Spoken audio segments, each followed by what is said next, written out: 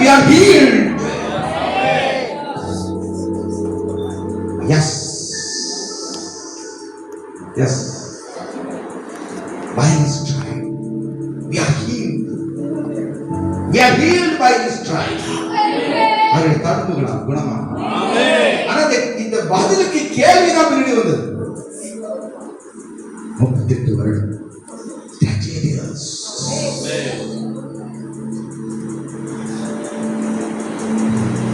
A man who was sick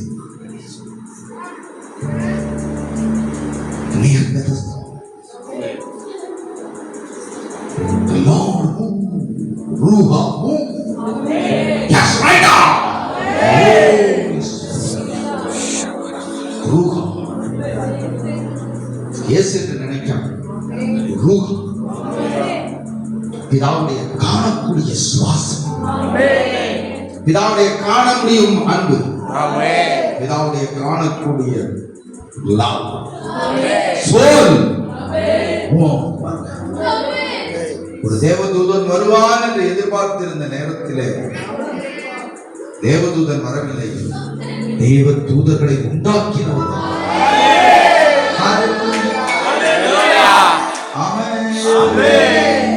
உன் வழிகள் என் வழிகள் இல்ல மகளே, உன் மகனே, உன் வழிகள் என் வழிகள்.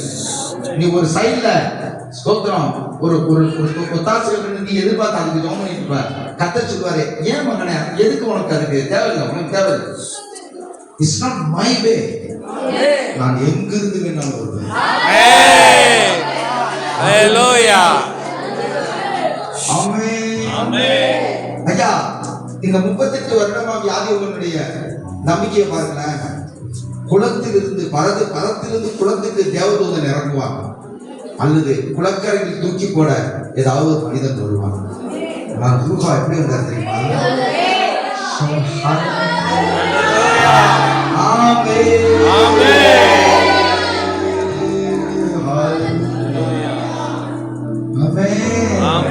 அவர் வாசல் வழியாக வந்தார்.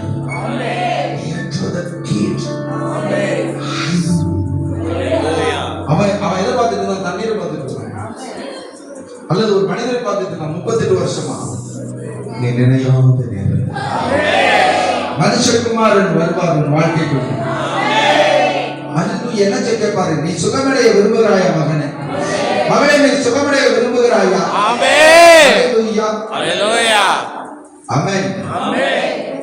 ஐயா, நீ எங்க வேணாலும் எதிர்பார்த்துட்டு இருக்கலாம் ஒரு உதவியா, எங்க வேணாலும் வரும்னு நினைக்கலாம். கர்த்தர் சொல்றாரு, இல்ல நீ வரும்போது பாரு, நானே வருவேன். எத்தனை பேர் ஆனந்தமாயிரு அவர் வருவார்.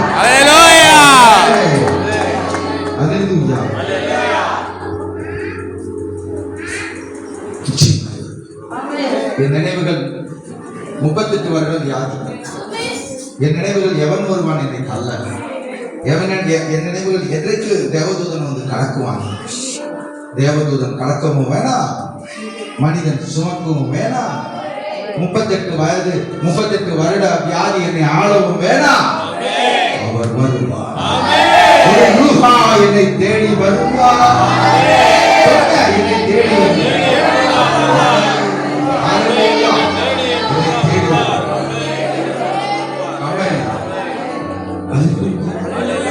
எத்தனை பேருக்கு ஆனந்தம்? நிச்சயம் அவர் கைவிட மாட்டார்.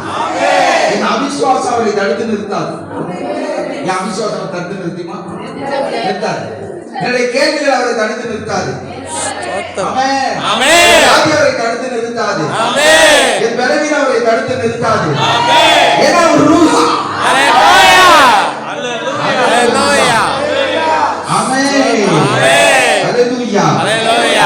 என்பதற்கு இன்னும் அர்த்தம் என்ன தெரியுமா? ஊடுருவி செல்கிறவர்.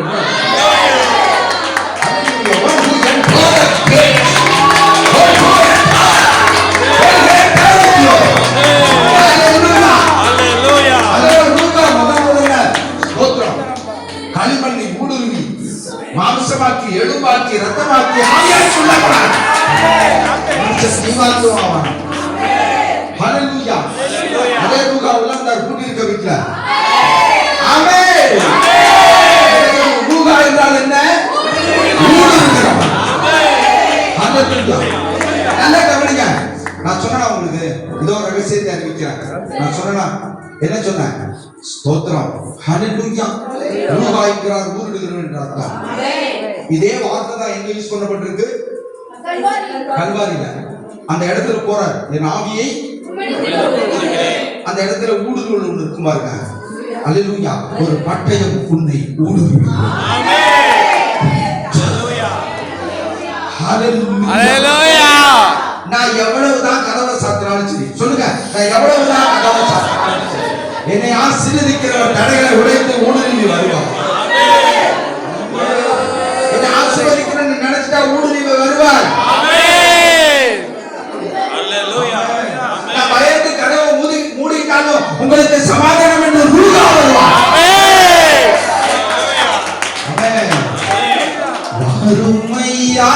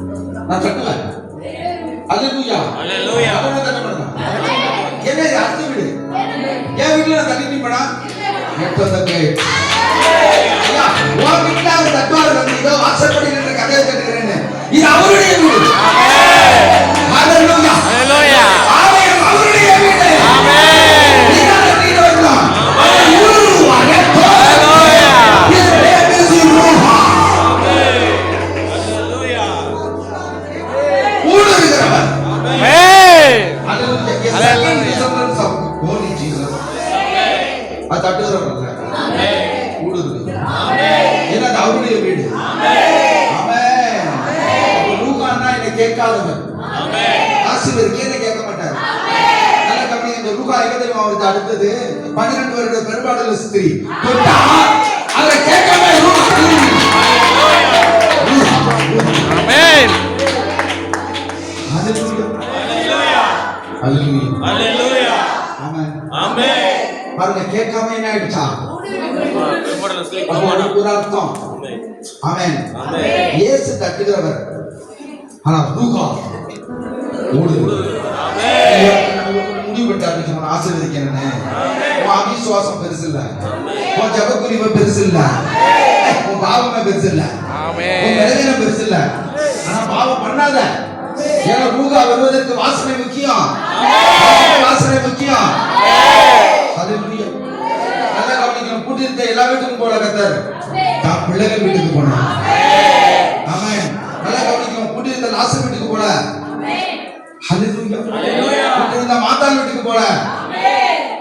11 சீஷர்கள் உட்கார்ந்த இடத்துக்கு உள்ள அந்த வீட்டுக்கு கூட்டிருக்க வீட்டுக்கு அவரு உள்ள உடைச்சிட்டு வரணும். நான் என்னவா இருக்கணும்?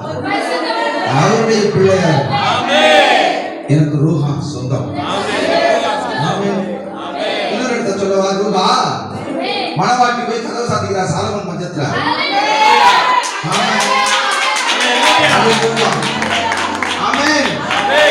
தட்டாரு தட்டாரு. அல்லேலூயா. அவன் திறக்க மாட்டான். இது இயேசு. தட்டுவேன், வாசல் கடையில தட்டுகிறேன்னு. இது இயேசு. கதவை திறக்கல, உள்ளவரை நோக்கி விட்டாரு. தன் ஆவியை அனுப்புகிறார்.